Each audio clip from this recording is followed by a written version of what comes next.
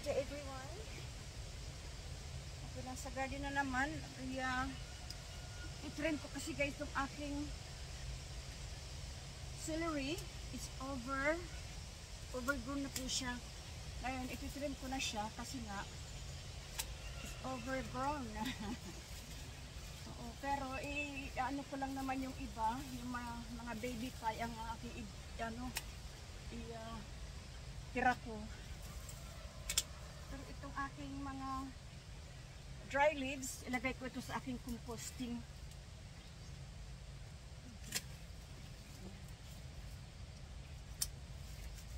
Para din naman to sa ating mga halaman. From them, balik ulit doon sa kanilang compost. Isasali ko ito guys sa pagkukompost ko. Dry leaves, dito yan sa akin ginagawa ko sa garden bed na yan. Diyan ang ano yan, bagsak niyan. Kasi ito nabubulok po ito guys.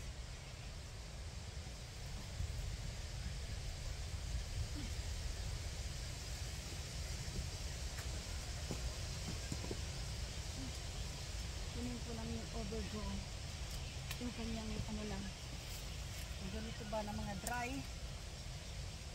I-trim ko ito guys.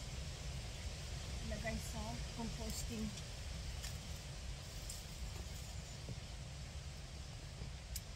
Tutubo din naman ito eh. Tutubo din sila. Okay.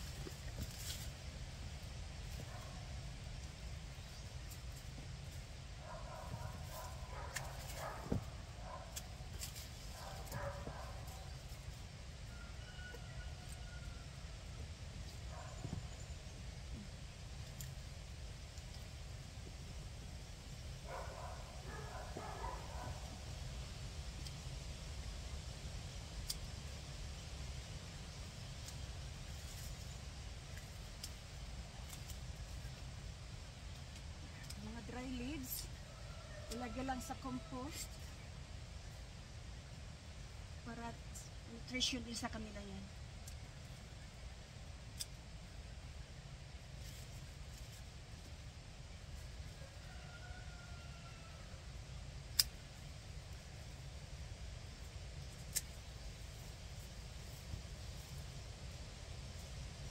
Trim ko lang kasi kailangan ko pa naman sila.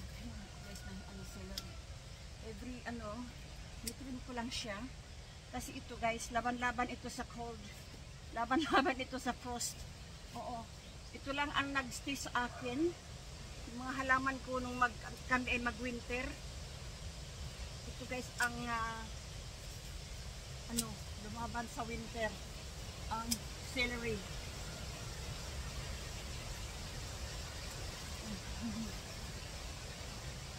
Yan, ang laban-laban talaga ang lumalaban talaga ang celery sa winter. Ito ang lumalaban ito guys. Ito lang ang natira sa aking halaman ng winter, ang celery.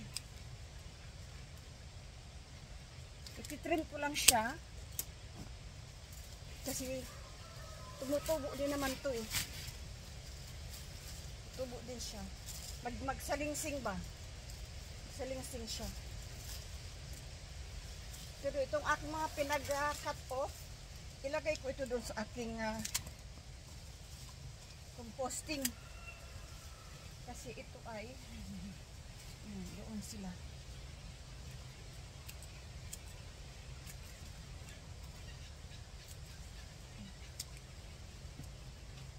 Compost tayo guys for them as well. Tanggalin natin ang malaking puno na ito kasi ito ay meron na siyang baby doon sa dulo. Meron naman na siyang meron na siyang salingsing eh. Okay. Para sa susunod na meron pa akong celery. Hindi ko siya Tinitrim ko lang ito guys, hindi ko sila talaga as in uhin ba.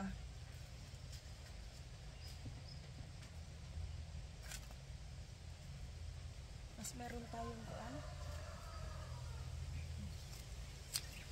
Ayan, ang aking celery. Malinis na siya. Kasi ito ay talagang ano ito? Laban-laban ito sa frosting. Kaya gusto ko ang celery. Laban-laban talaga sa frost. Tapos itong mga dahon niya, ilagay ko naman ito dito sa aking composting. Gumagawa kasi ako guys ng ano, gumagawa ako ng garden bed sa kanila. Sa ilalim, yung ating mga nabubulok dyan. Tapos ilalagay natin ng ating soil dyan. Ito pang isa. Kailangan natin ito i-trim. I-trim natin ito.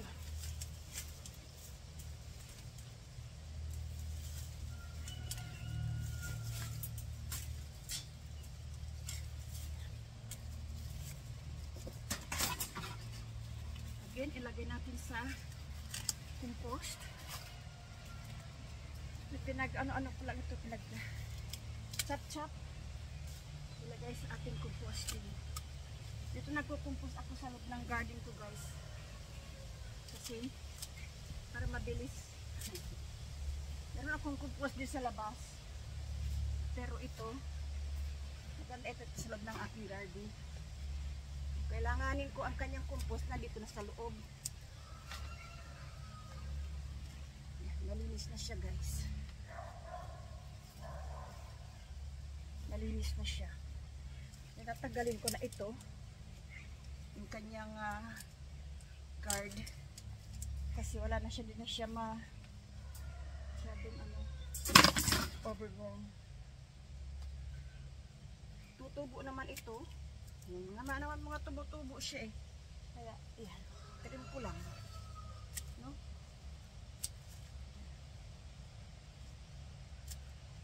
Kaya, yan talaga guys ang trim lang.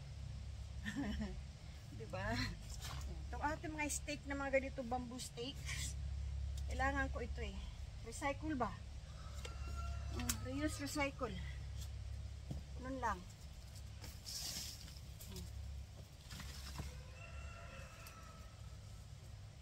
Okay na ito. Na ano na siya.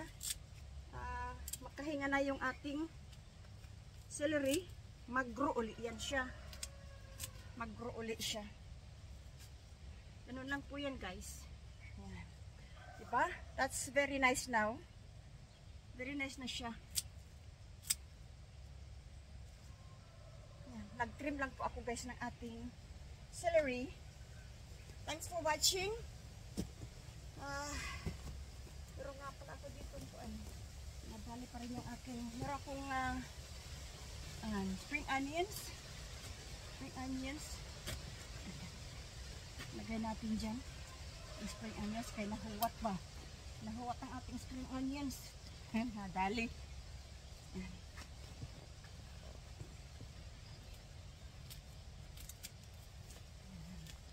Malinis na siya. Ganito lang siya. Kasi ito guys is, ano pa ito eh. Tutubo pa yan siya talaga. Pero pa dito nga isa eh. Pa itong isa pa nga ito. Ayan. Iso rin to. Okay. Tatanggalin natin ito. May tali. Ayan. May tali siya eh.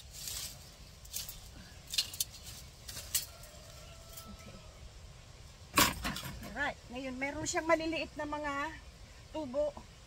Meron siyang maliliit. Ngayon kukunin ko ang mga overgrown na yung mga dry. Trim natin ito, mga dry. Itong malaking ito. Kailangan itong putulin. Kasi dry na ito siya eh. Meron siyang mga tubo na maliliit sa gilid. Ayan. Pero ito, ilagay ko ito sa aking again, composting. Ganito lang guys.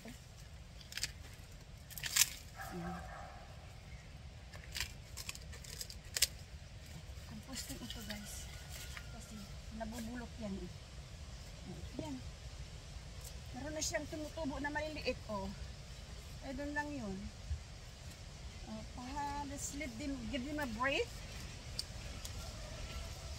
Para siya ay, wala akong gloves. Para siya makahinga.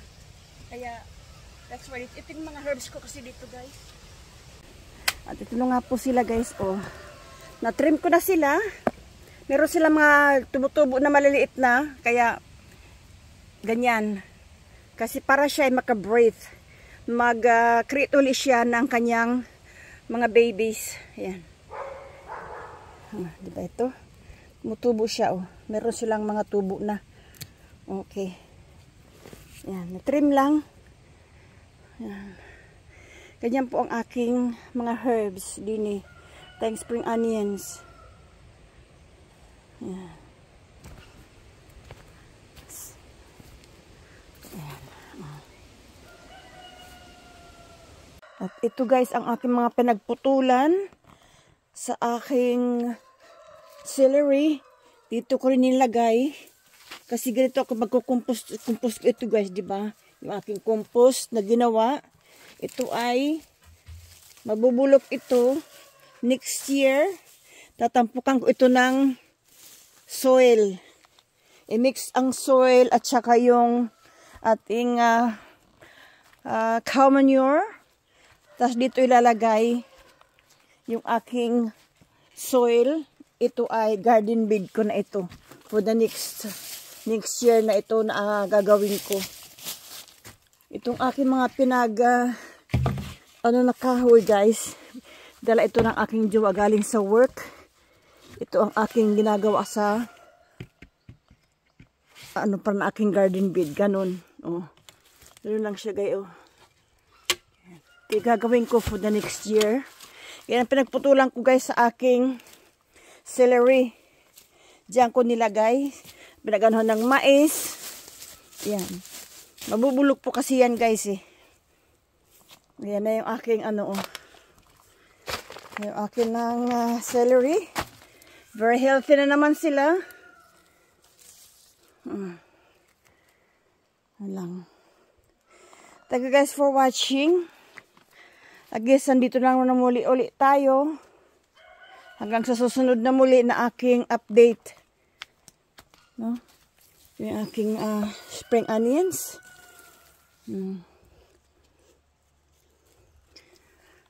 Maraming salamat guys. Yung aming talaga kapitbahay, yung mga manok dyan. Yan. Maraming salamat.